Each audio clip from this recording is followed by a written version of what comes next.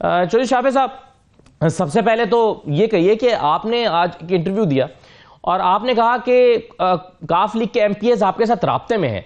ये कितने एमपीएस आपके साथ राब्ते में हैं और क्या इस बात का कोई इम्कान है कि परवेज इलाही साहब को छोड़कर वो आपके साथ मिल जाएंगे? इस हद तक राब्ते में है या इस हद तक बातचीत हो रही है? जी अस्सलाम वालेकुम।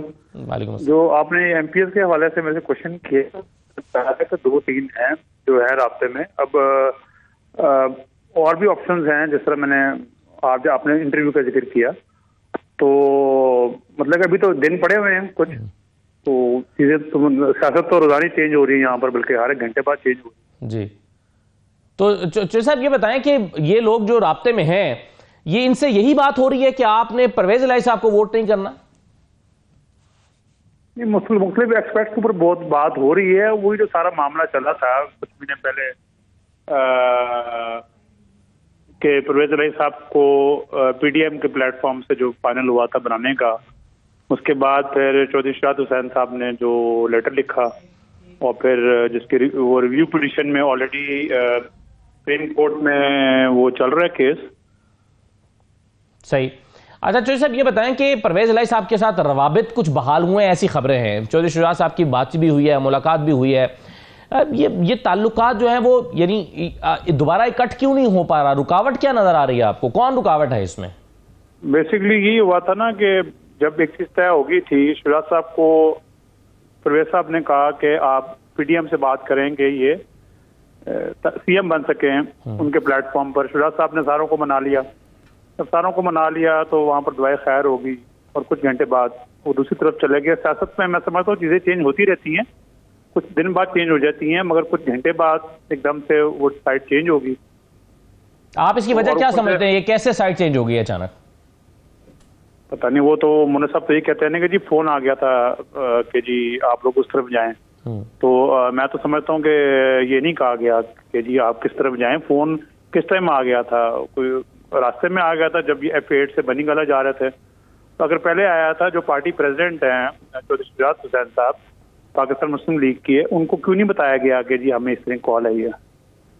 अगर आप उनको डाउट कर रहे हैं और आप समझते हैं कि वो सही नहीं कह रहे कि उनको कॉल आई है, तो फिर क्या वजह होगी? आप भी वज़ारत आला, आपको यकीन है, आपको यकीन है कि उनको फोन नहीं आया था? जी नहीं, मुझे ये है कि अगर फोन आया तो बता देते ना। और फोन को ऐसा करके कहता भी नहीं है जिस तरह हम कह रहे हैं कि उधर चले जाओ उधर चले जाओ। सही है। तो मेरा टेलीफोन आपको क्या लगता है? टेलीफोन पे तो कोई नहीं कहता। जो शाफिर साहब, आपको फिर क्या लगता है कि मुनीस इलाही ने या परवेज इलाही ने ये फैसला क्यों किया कि यहाँ दुआएं खैर करके गए और 1 घंटे में जाके वहां मिल गए? ये क्यों हुआ? ऑफर तो सेम थी। मेरा तो ख्याल में कि शायद देखे ना, अगर ये पीडीएम इसमें ज्यादा था, इसमें परवेज इलाही साहब को सीएम बनाने के लिए नून लीग और पीपल्स पार्टी का मेजर रोल शायद हो सकता है। शायद उसके माइंड में ये हो कि अगर हमें पीडीएम से ऑफर आ जाती है तो फिर खान साहब भी हमें ऑफर दे देंगे। देखा ना, अगर यहाँ से ऑफर ना आती तो मेरा नहीं ख्याल था कि खान साहब ने भी उनको सीएमशिप के लिए ऑफर करनी थी। सही है। यहाँ उन्होंने डील बना के वहां पर डील अपनी मैच्योर की है, आपके ख्याल में? अच्छा मगर यही हुआ है, ऑन ग्राउंड यही हुआ है। अच्छा, यही हुआ है। मतलब आपके ख्याल में फिर उन्होंने नून लीग की ऑफर को एक्सेप्ट ही नहीं करना था? अगर इमरान खान की ऑफर मौजूद ना होती तो फिर वो आपके वज़ीर आला बन जाते नून लीग की तरफ से? बिल्कुल इस तरह होना था। अच्छा चौधरी साहब, ये बताइए कि अभी मुनीस इलाही साहब बड़ा एक अपना फर्म एक बिलीव भी रखते हैं आने वाले दिनों के लिए और उनका एक स्टैंड भी है। वो समझते हैं कि उनको तहरीक इंसाफ के साथ चलना है। क्या ये मुमकिन है कि आप भी उनके साथ शामिल होकर फिर तहरीक इंसाफ के साथ सीट एडजस्टमेंट में वापस आ जाएं? इस बात का इम्कान है?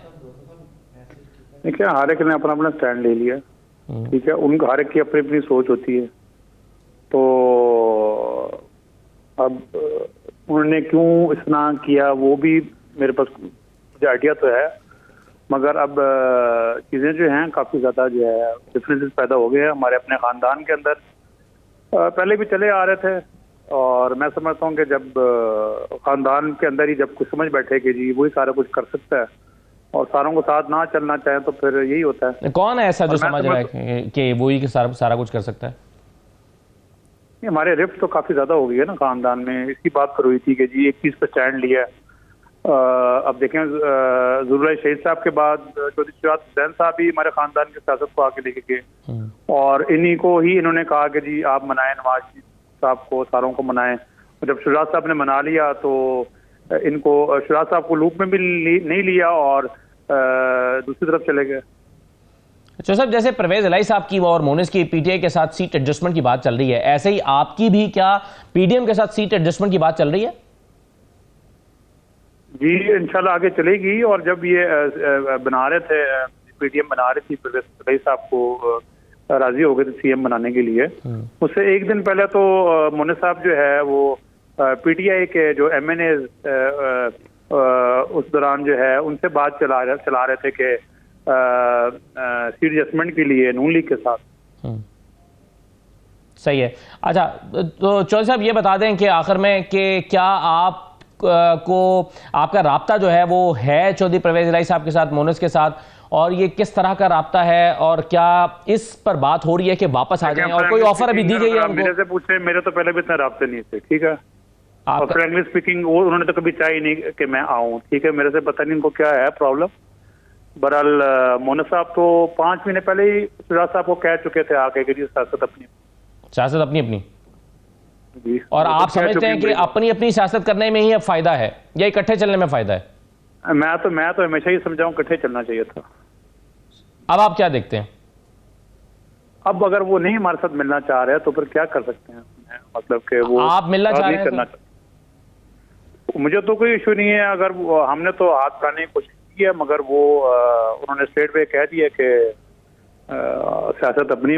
अभी कोई रीसेंट ऑफर दी गई है परवेज इलाही साहब को कि असेंबलियां ना तोड़ें और हमारे साथ आ जाएं, यहां से आप वजीर आला बन जाएं? आप कंटिन्यू करना चाहते हैं, इमरान खान तोड़ना चाहते हैं? ऐसी तो कोई नहीं हुई, ऐसी तो कोई बात नहीं रिसेंटली। राइट सर, हमारे साथ इरशाद अहमद आरिफ साहब, आलिया हमजा साहिबा, नज़ीर लगारी साहब मौजूद हैं। इरशाद आरिफ साहब, आपकी आज मुलाकात हुई इमरान खान साहब से, ये जो टेक्नोक्रेट हुकूमत का मामला है, इसमें फवाद चौधरी साहब ने अपना रद्दमल भी दिया है, यानी तहरीक इंसाफ का मौक़िफ़ भी आया है। ज़रा मैं आपको दिखा देता हूँ, पहले सुन लीजिए कि क्या कह रहे हैं फवाद चौधरी साहब। ये बात जो सीरियसली आ रही है कि आप कह रहे हैं कि इस हुकूमत को घर भेज के हम 2.5 साल के लिए टेक्नोक्रेट गवर्नमेंट बना दें। देखें, ये पाकिस्तान के साथ ये तजुर्बे और मजाक बंद होना चाहिए। पाकिस्तान का एक आइन है, उस आइन के अंदर पाकिस्तान का जो सियासी ढांचा है उसके बारे में वजाहत से और सराहत से लिख दिया गया है। ये कहना कि अब शहबाज शरीफ और इनकी हुकूमत नहीं चल रही तो हम अमेरिका से या कहीं से कोई टेक्नोक्रेट इंपोर्ट करके यहाँ पे लगा दें, ये अनइलेक्टेड लोगों को सोचना होगा कि पाकिस्तान के अवाम के जो फैसले हैं उनके सामने आपको सर तस्लीमे खम करना होगा। पाकिस्तान के मसले ऐसे नहीं है कि यहाँ पे कोई इंपोर्टेड टेक्नोक्रेट आके जो है वो इसको सॉल्व करना शुरू कर दे। सीधी बात है, आपको इलेक्शन करवाने पड़ेंगे।